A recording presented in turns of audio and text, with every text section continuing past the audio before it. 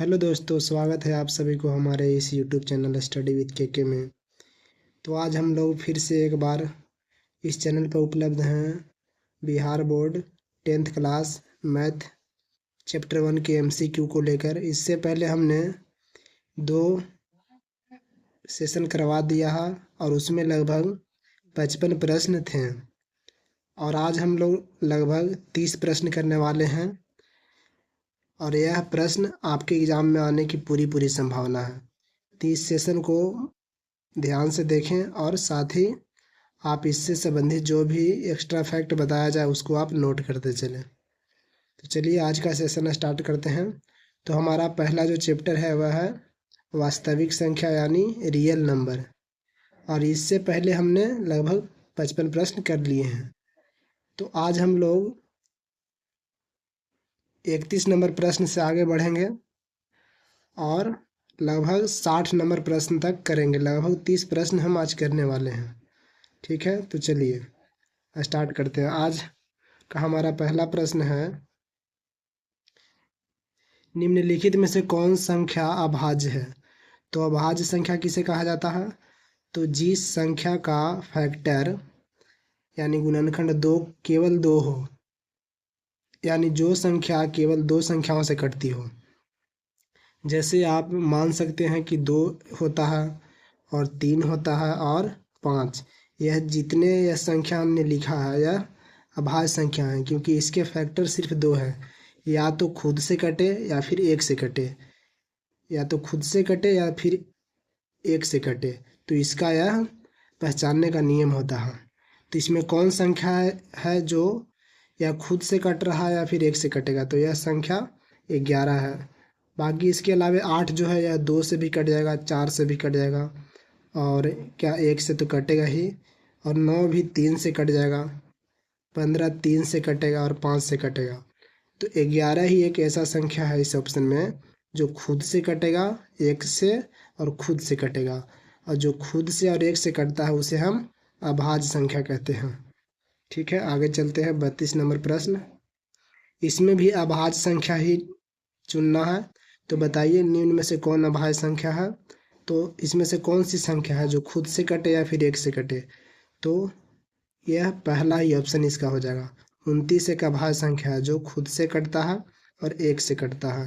बाकी 16 4 से भी कट जाएगा, 8 से भी कटेगा, 25 5 से कटेगा, और 15 3 और 5 दोनों से कटेगा। ठीक है, आगे चलते हैं। नेक्स्ट प्रश्न है 33 नंबर, 625 के अभाज्य गुणनखंड में 5 का घातांक बताइए। मतलब 625 को आप जब अभाज्य गुणनखंड कीजिएगा तो 5 कितनी बार आएगा उसका पावर बताना है। तो इसको काट लीजिए। 625 5 से 5 का घात बताना है तो हम 5 से ही इसको डिवाइड करेंगे तो 125 बार में कटेगा। फिर आप लगाइए 5 से तो 25 बार में कटेगा, फिर 5 से तो 5 बार में। अब तो नहीं कटेगा। तो 5 कितना बार आया? तो 5 आया, 1 2 3 4, 5 पर पावर 4 हो गया। अब इसी पावर को हम घातांक बोलते हैं। तो इसका आंसर क्या हो जाएगा? 4।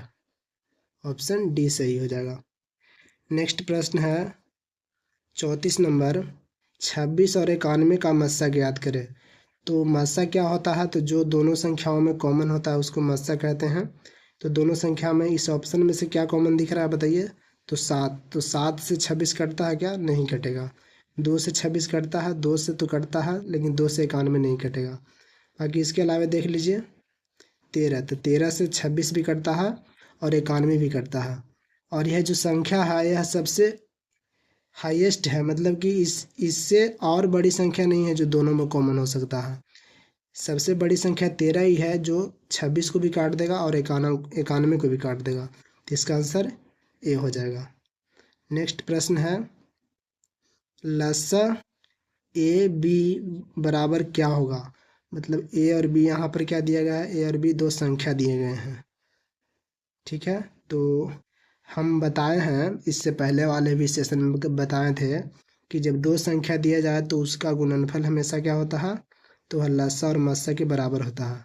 तो 2 संख्या ए है और एक बी है, इसका गुणनफल क्या हो जाएगा? ए गुने बी एक मिनट, इसको सही से लिखते हैं। ए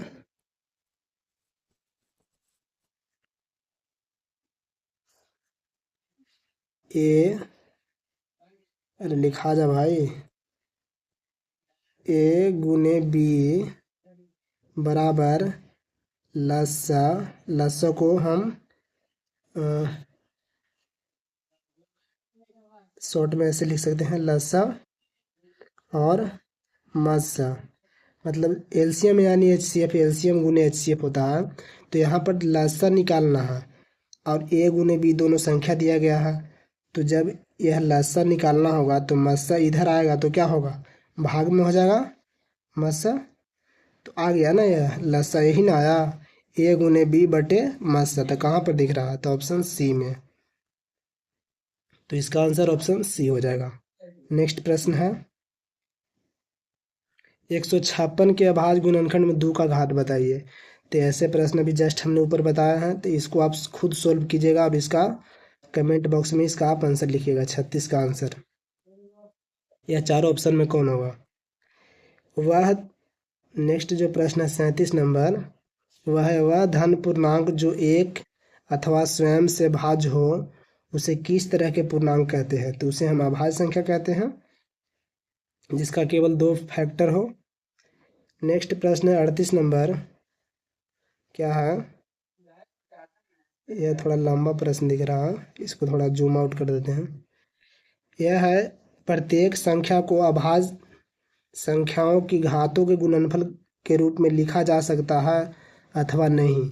तो इसको चेक करने पड़ेगा कि प्रत्येक भाज्य संख्या, तो भाज्य संख्या किसे कहते हैं, जिसका गुणनखंड 3 हो या 3 से ज़्यादा हो। मतलब जिसके फैक्टर 3 होने चाहिए, कम से कम तो 3 होना चाहिए। जैसे आप ले लीजिए कि क्या ले लेंगे, कोई भी मानिए भाज्य संख्या, जैसे 2-3 संख्याओं से कटता हो, 3 संख्याओं से तो कटता ही हो। तो 12 ले लेते हैं, तो 12 को आप काटिए तो यह 2 से कटेगा 6 बार में, फिर 3 से कटेगा कितना बार में, फिर 2 से ही काटेंगे, फिर 2 से काटिए इसको, तो यह 2 से कटेगा 3 बार में।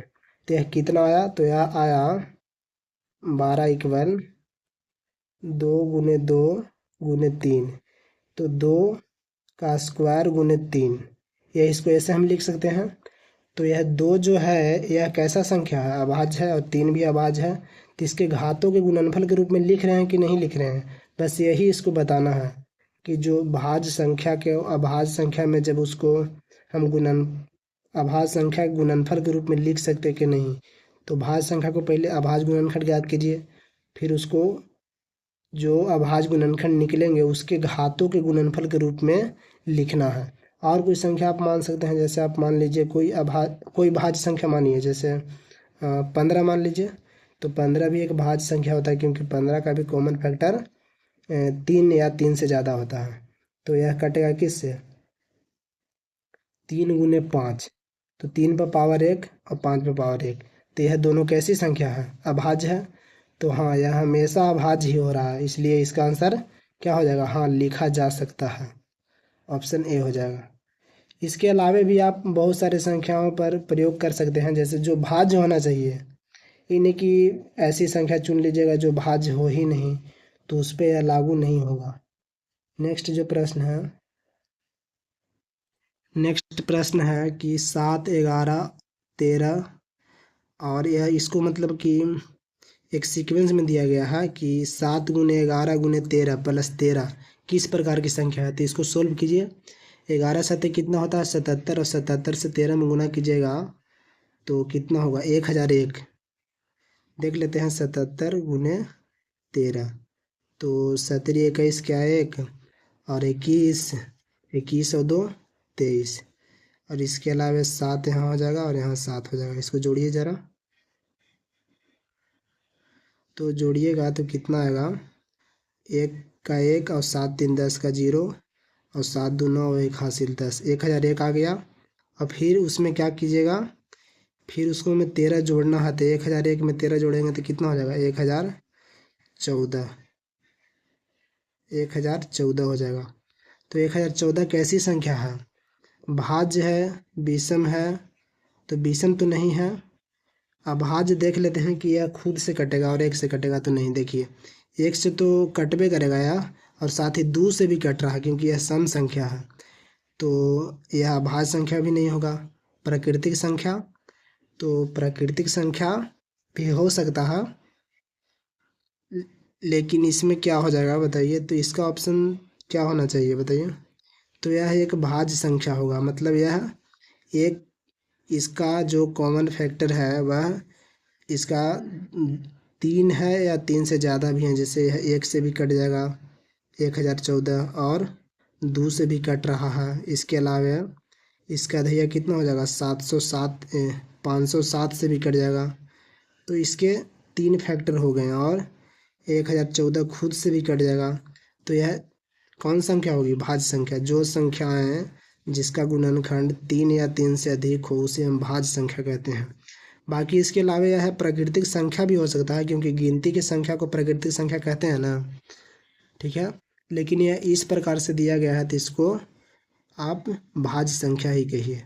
अगर इसमें ऑप्शन यह रहता है कि ए और डी दोनों, तो इसको यह भी लगा सकते थे। नेक्स्ट प्रश्न है 23,750 में 5 का घात बताइए। तो इसको क्या कीजिए कि आप अभाज्य गुणनखंड निकालिए, तो निकालिए इसको।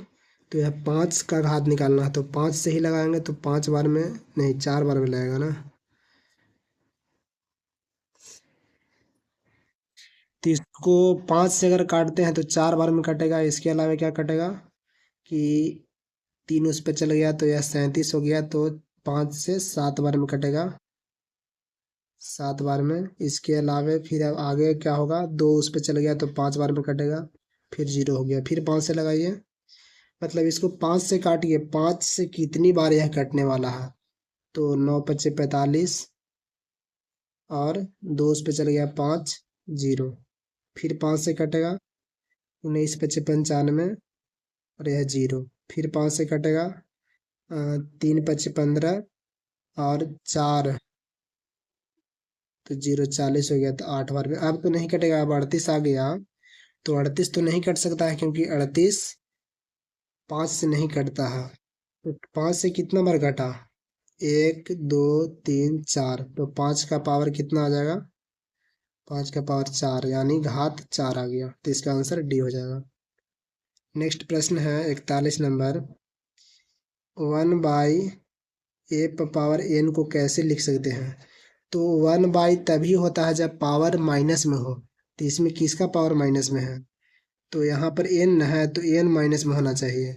तो किसका पावर, यह तो ए है तो यह कट जाएगा, यहाँ पे माइनस ए है, पावर में एन माइनस में होना चाहिए। देखिए ऑप्शन बी में है, इसको ऐसे लिख लिख सकते हैं हम, 1 by A power N plus में, माइनस में है तो ऊपर में एक बट्टे लगा देते हैं, ठीक ना। बाकी जैसे में आपको ऐसा दिया जाए 7 में पावर -1, तो इसको कैसे लिखिएगा, 1/7, समझ गए। जिसके ऊपर माइनस लगेगा उसके ऊपर 1 लगा दीजिएगा। जैसे 8 में पावर -1 है तो इसको कैसे लिखिएगा, 1/8। नेक्स्ट प्रश्न पे चलते हैं, पी तथा क्यू दो अभाज्य संख्या हैं, तो उसका मस्सा क्या होगा, तो दोनों में एक कॉमन होगा। ए प्लस बी का परिमेयकारी गुणक क्या होगा, मतलब इसको किससे गुना करें कि वह परिमेय संख्या बन जाए, तो बताइए। तो अगर पहला ऑप्शन लेते हैं, इससे गुना करते हैं, ए प्लस रूट बी इंटू ए माइनस रूट बी, गुना कीजिए तो यही देखिए, एक बार प्लस में आया और एक बार माइनस में आया, तो कौन फार्मूला लाएगा, तो यह फार्मूला लाएगा A² माइनस B²। तो इसमें ए बराबर ए हो गया, हो जाएगा, और बी बराबर रूट बी का स्क्वायर हो जाएगा, तो स्क्वायर से रूट कट जाएगा, तो इसका मान क्या आ गया, A² माइनस बी। तो यह कैसी संख्या होगा, परिमेय संख्या होगा कि नहीं, क्योंकि यह रूट के बाहर आ गया, तो इसका मान कौन हो जाएगा, ए। पहला ऑप्शन ही गुना करने से यह परिमेय संख्या आ जा रहा है। बाकी इसको आप चेक कर सकते हैं, यहाँ पर देखिए कि ए प्लस है, यहाँ भी प्लस है, तो ए प्लस बी का होल स्क्वायर हो जाएगा, तो होल स्क्वायर होगा तो A² plus 2a√b plus b होगा। तो बताइए यहाँ पर रूट नहीं ना हट रहा, तो इसका भी ऑप्शन जो सी है यह नहीं होगा, यह भी नहीं होगा। इसको आप देख सकते हैं भाग करके, तो इसका आंसर ए हो जाएगा। नेक्स्ट प्रश्न है, यदि a plus B root B बराबर root C plus root D है तो ए और सी में क्या संबंध होगा? तब यह तो क्या होगा, यह दोनों परिमेय अपरिमेय संख्या है और यह जाकर उधर घट जाएगा, तो इसका मान क्या हो जाएगा? ए बराबर सी, ए बराबर सी हो जाएगा, ऑप्शन ए। नेक्स्ट प्रश्न है, 3 पर पावर 2 और इतना इतना दो संख्या दिया गया है, तो इसका मस्सा निकालना है। तो मस्सा जो दोनों में कॉमन हो, जैसे यहाँ 3 पर पावर 3 है तो इसमें है, 3 पर पावर 3 नहीं है। 3 पर पावर 2 तो होगा ही, तो 2 इसमें भी है, 2 इसमें भी होगा, ठीक है। तो इसके अलावा और देखिए और क्या हो सकता है, 2 इसमें है लेकिन 2 पर पावर 2 इसमें है, तो सबसे छोटा वाला लेना है तो 2 इसको ले लेंगे। 5 इसमें भी है, 5 इसमें भी है, तो 5 ले लेंगे। तो यह 9 हो जाएगा, ×2 × 5 कितना हो गया? 9 दूनी के 18 और 18×5 = 90, ऑप्शन ए सही हो जाएगा। अगर ऐसा कभी पावर में दिया जाए तो सबसे छोटा वाला मान लीजिए, जैसे में 3 पर पावर 3 है और 3 पर पावर 2 है, तो छोटा ही ना है 2 वाला ना, तो इसको लीजिए। 2 पर पावर 2 पर पावर कुछ नहीं है यहाँ पर, और 2 पर पावर यहाँ पर 2 है, तो इन दोनों में छोटा कौन है? तो ये छोटा वाला लीजिए। अब इसका तो पावर सेम टू सेम है।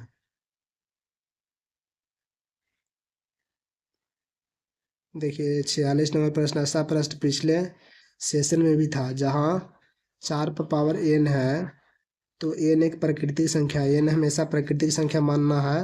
तो क्या n कोई ऐसा मान है जिसके लिए 4 पर पावर n अंक शून्य पर समाप्त हो सकता है? तो बताइए। तो पहले 4 को इसको तोड़िएगा तो 2 का स्क्वायर 4 होता है, फिर पावर n, तो यह कितना हो गया? यह दोनों पावर में गुना हो जाएगा, तो 2 पावर 2n। तो n का मान कितना रखें कि 0 आ जाए, और रखना क्या है? हमेशा प्राकृतिक संख्या रखना है, यह भी ध्यान दे दीजिएगा, क्योंकि प्राकृतिक संख्या किसे बोलते हैं? एक से गिनती तक के संख्या को कहते हैं। अगर यहाँ 0 रख दीजिएगा तो 0 तो प्राकृतिक संख्या नहीं होता है। यहाँ 2 रखिएगा तो 2 दूनी के 4 आएगा, 0 तो नहीं आ रहा। इनफिनाइट भी नहीं रख सकते हैं, तो इसका आंसर क्या हो जाएगा? डी हो जाएगा, इनमें से कोई नहीं।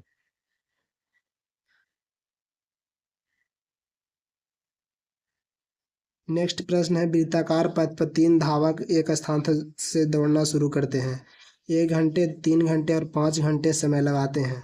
एक यहाँ पॉइंट है, यहाँ से जब दौड़ते हैं तो कोई 1 घंटा में चक्कर लगाता है, कोई 2 घंटे में, 3 घंटे में, और कोई एक 5 घंटे में। तो वापस वह बिंदु पर तीनों एक साथ कब मिलेंगे? तो ऐसा जब प्रश्न है तो उसको क्या निकालते हैं? एलसीएम। तो 1, 3 और 5 का एलसीएम क्या हो जाएगा? 15 हो जाएगा। तो 15 घंटा कहाँ दिया गया? ऑप्शन डी में। यह भी वैसा ही प्रश्न है, तो इसको आप खुद बना लीजिएगा, इसका आंसर कमेंट कीजिएगा। 48 नंबर।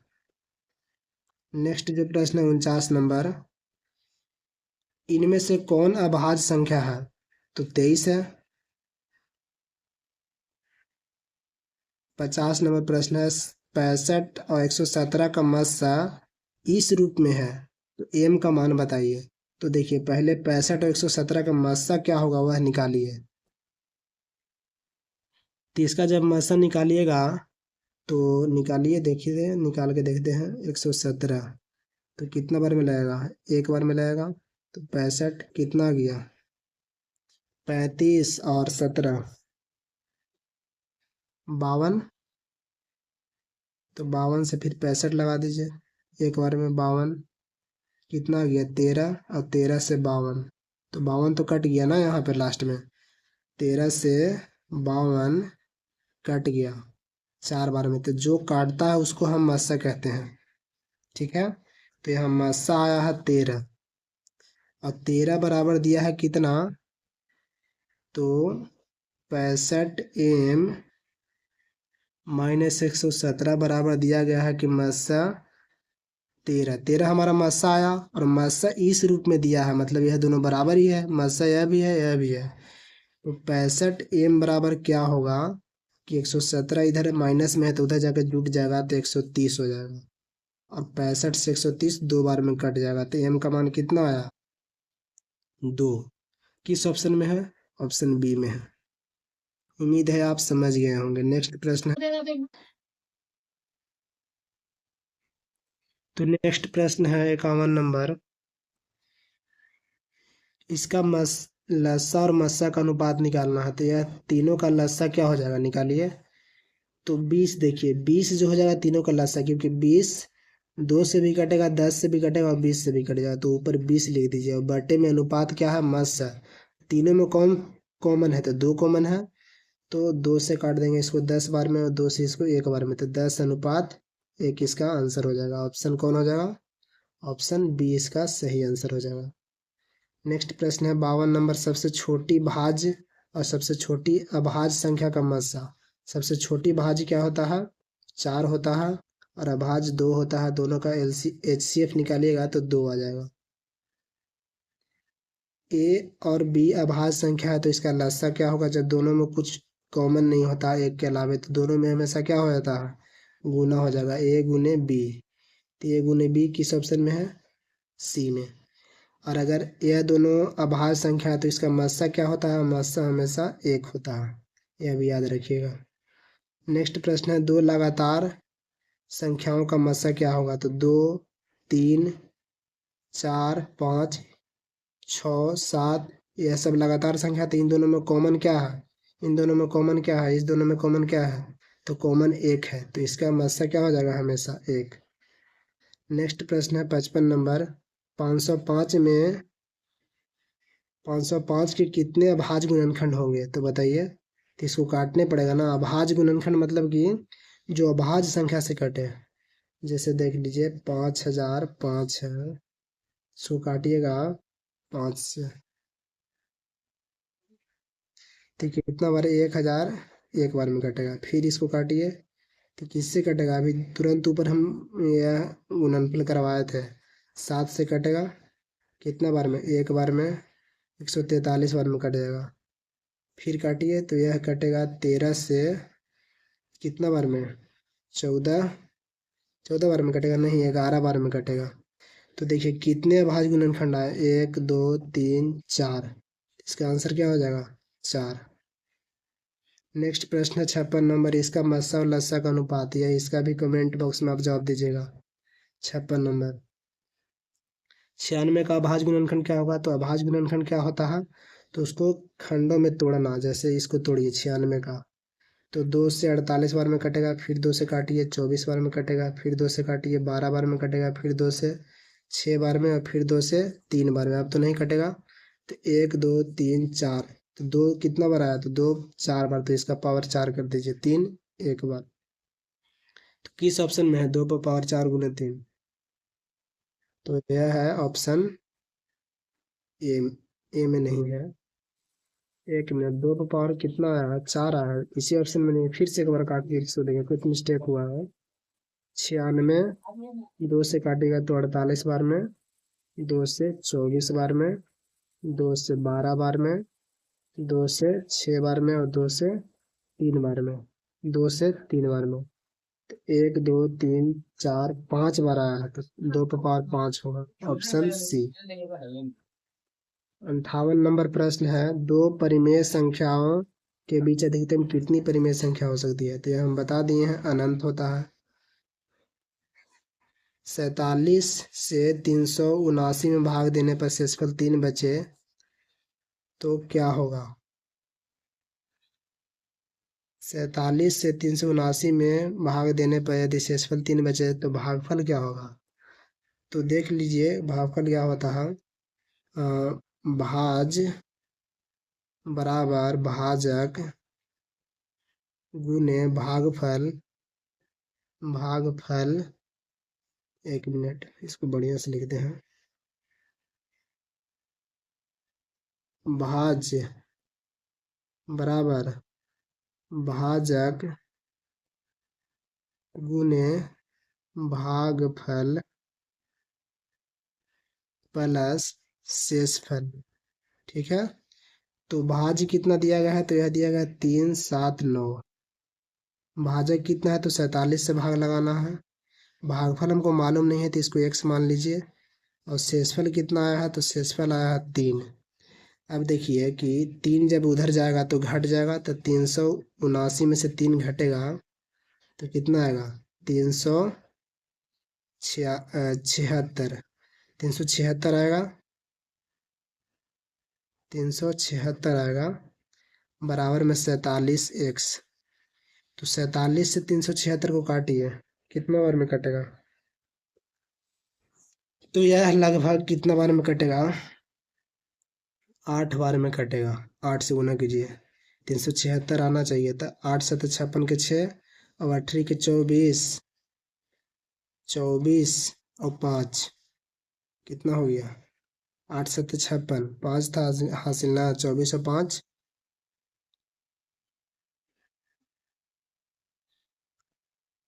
47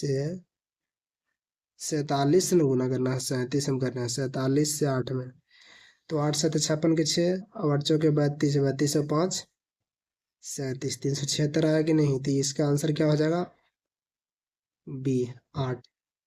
60 सबसे छोटी, 60 नंबर है, सबसे छोटी अभाज्य संख्या कौन है, तो देखिए सबसे छोटी अभाज्य संख्या तो इस ऑप्शन में तो 2 हो जाएगा, लेकिन अगर ऐसा पूछ दिया जाए कि इसमें ऑप्शन में अगर 0 भी रहता तब, तो आप 0 आंसर कर दें, क्योंकि 0 भी तो 2 अंक, 2 से कट जाता है। अभाज्य संख्या ना पूछा गया है, एक मिनट, हमसे जो भाज्य संख्या, इसका आंसर क्या हो जाएगा, इसका आंसर 2 ही हो जाएगा। अभाज्य संख्या किसे कहते हैं, तो जिसका कॉमन फैक्टर 2 हो, या तो 1 से कटे या तो फिर खुद से कटे। तो आज हमने लगभग कितना प्रश्न किया, 30 प्रश्न किए। तो चलिए इसी के साथ सेशन को हम समाप्त करते हैं। मिलते हैं नेक्स्ट वीडियो में पार्ट 4 के साथ, क्योंकि यह 3rd है। और ऐसे ही लगभग अभी 70 प्रश्न और बच गए हैं, तो उसको अगले 2 सेशन में समाप्त कर देंगे। टोटल 5 सेशन हमने इस चैप्टर के लिए लिया है, और इसको जब पूरा देख लीजिएगा तो आपको इस चैप्टर से एक भी प्रश्न एग्जाम में बाहर नहीं देखने के लिए मिलेगा। जो बस बता रहे हैं उसको आप कॉपी में नोट करते चलिए, और जितना बनाने के लिए दिया जा रहा है प्रश्न, इसको आप खुद से भी बनाइए। और यह लगभग आज हमने 30 प्रश्न किए हैं, आप 30 में कितना सही किए यह कमेंट कीजिए। अगर 20 किए तो 20/30 लिखिए। ऐसा कमेंट करके आप कमेंट बॉक्स में जवाब दीजिए। ठीक है, मिलते हैं नेक्स्ट वीडियो में नेक्स्ट सेशन के साथ।